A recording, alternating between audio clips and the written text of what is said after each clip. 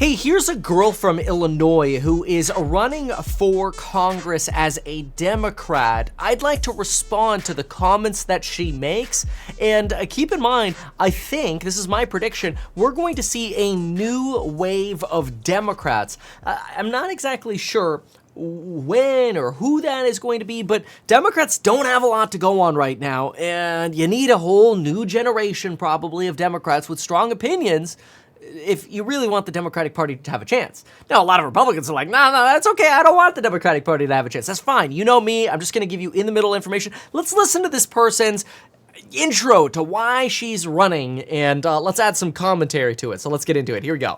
Donald Trump and Elon Musk are dismantling our country piece by piece. Oh, this is just designed to rile up a base, okay? Republicans are going to hear this and go, oh, come on. But honestly, there are also some level-headed Democrats that are like, whoa. Some of the stuff that they're doing could actually be good, okay? Now, yeah, they're probably going to screw some stuff up in the process. But if there's, let's say, a recession, it was probably already underway from many years of crazy QE infinity, right?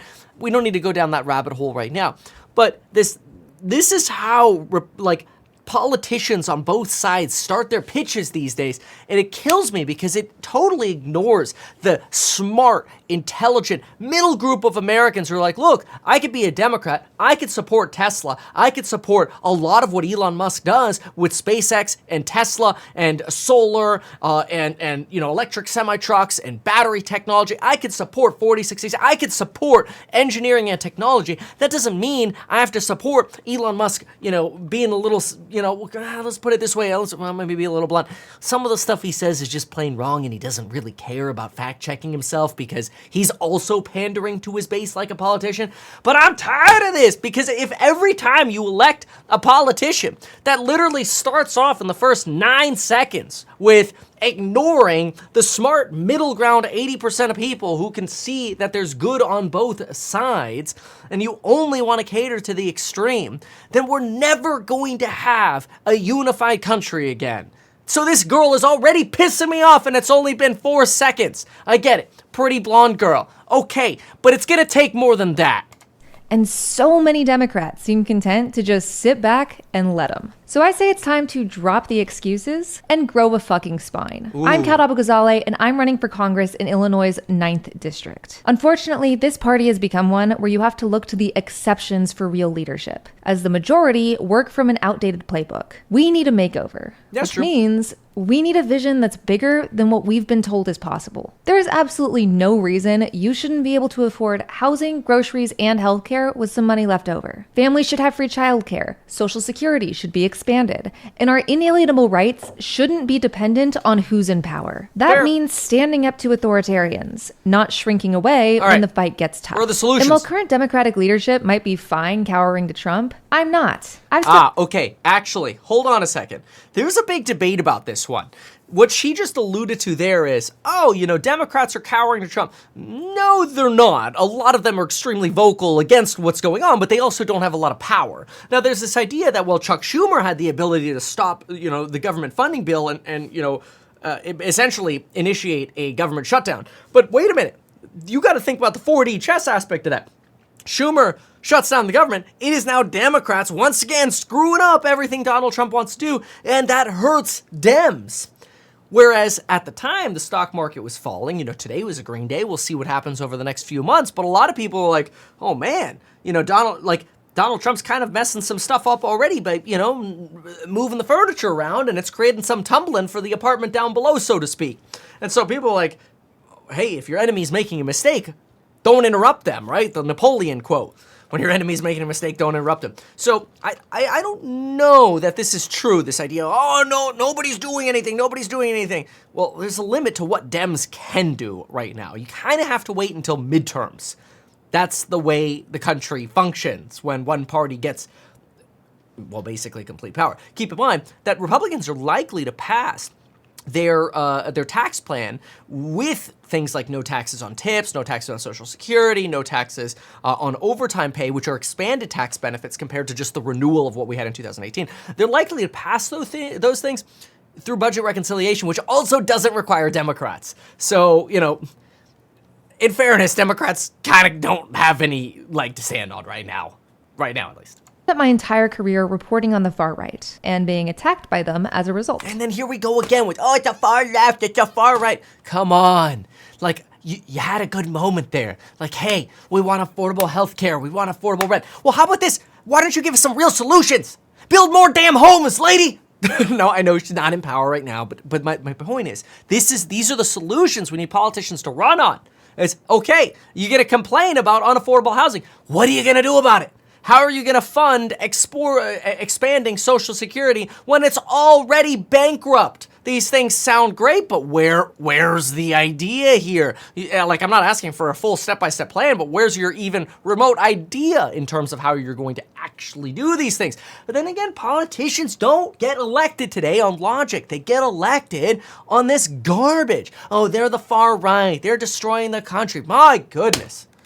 In fact, just a few months ago, Elon Musk's lawyers deposed me here in Chicago to ask about my mean tweets. Look, I thought comedy was legal again. This is all to say, I'm not scared of standing up to these people. Okay. I know how they think, and I know how to beat them. But my campaign itself is going to be different too, because I don't want to wait a year to help people. We're focused on meeting constituent needs with one simple rule. What if we didn't suck? My campaign and I would rather spend our money on book drives and clothing exchanges and public events than fancy fundraisers for rich donors. I also want my campaign to be as transparent as possible.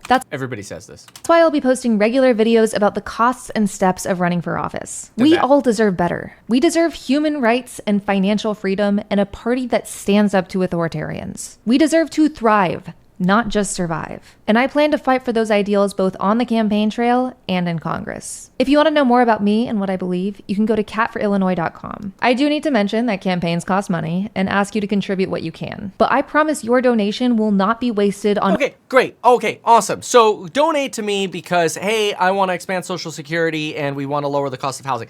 That's fantastic. Great pitch, no plan. So let's get into if there's any plan on the website because, you know, potentially the next generation of politician here. All right, Kat, first thing is you get a pop-up screen. You got our YouTube video. Cute, I like the colors. It's pretty, great, okay. Relatable girl, great. Consent to providing your information. What if we didn't suck video thumbnail? Democratic leaders are abandoning us. You're promising not to waste money. Okay, well, it's gonna be a little harder to raise money, but that's okay. I'm for that. I'm a big fan of social media to raise money, and it doesn't cost money because you put the politician in front of the messaging, right? Like if I'm on the video, I don't have to hire somebody to write a freaking email. I agree with that. I did that when I ran for governor too. It's fine. Cat on how right-wing propaganda works, blah, blah, blah. Where is what you're gonna do? See, when I ran for governor, I came up with a 20-step plan of what we're going to do. So, all right, let's take a look at it. So, I don't know, let's just pick one here. Social Security is the backbone of the nation, and Donald Trump is trying to destroy it. Like, really?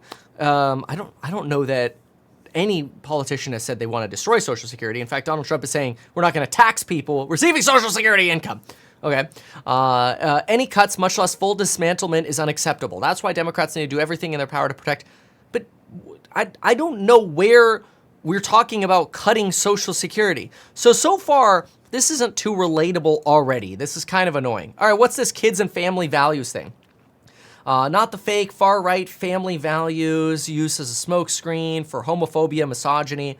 I mean, I don't know that even people on the right are like, oh, we condone what the Andrew Tates are doing, okay? Every family deserves to thrive. That's why we must implement a substantial child tax credit. Okay, well, wait a minute. The person who actually expanded the child tax credit was Ivanka Trump by doubling it. Okay, this was before COVID and the stimulative child tax credit that came temporarily.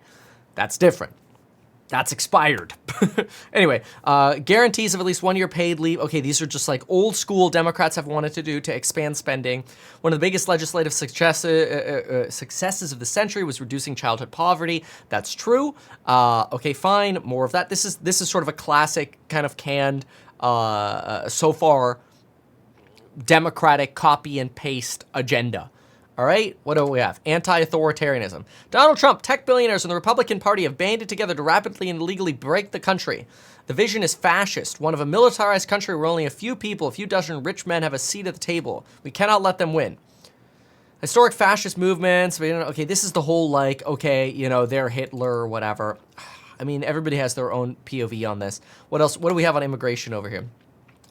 The United States has always been a country of immigrants. I'm a daughter of one. I oppose Donald Trump's vilifying and criminalizing the existence of immigrants. I'm a big fan of pathways to legal immigration, and I think both are valid approaches. Okay, she wants to be as clear as humanly possible. No mass deportations, no internment camps, no backtracking on the best part of the American experiment. I support immediate pathway to citizenship for dreamers, undocumented immigrants. Okay, so basically legalizing people who are here who are not citizens. Very, very common democratic copy and paste platform. So far, I haven't seen anything here that talks about housing or her opinions. My guess is she was given this as a copy and paste doctrine, and you throw it on the website, and there you go. So we're gonna need better than this. That's my take. You're gonna need better. And who knows? Maybe there will be better. I'm a big fan, again, of people using social media to connect, but I don't know that this is the right start. If you're gonna talk about housing, what are your plans? Just tell us. Build more homes. Make permitting easier. Streamline building departments within states or regions where the weather is the same and earthquake standards are the same, so you don't have 10 different building codes in different areas. How are you actually going to fund expanded government support? You're gonna raise taxes? Because it didn't come up in your video. People don't like tariffs. So look, I'm optimistic on what's coming for, the future politicians, so to speak, but I don't know that this is it. Why not advertise these things that you told us here? I feel like nobody else knows about this. We'll try a little advertising and see how it goes. Congratulations, man. You have done so much. People love you. People look up to you. Kevin Paffrath there, financial analyst and YouTuber. Meet Kevin. Always great to get your take.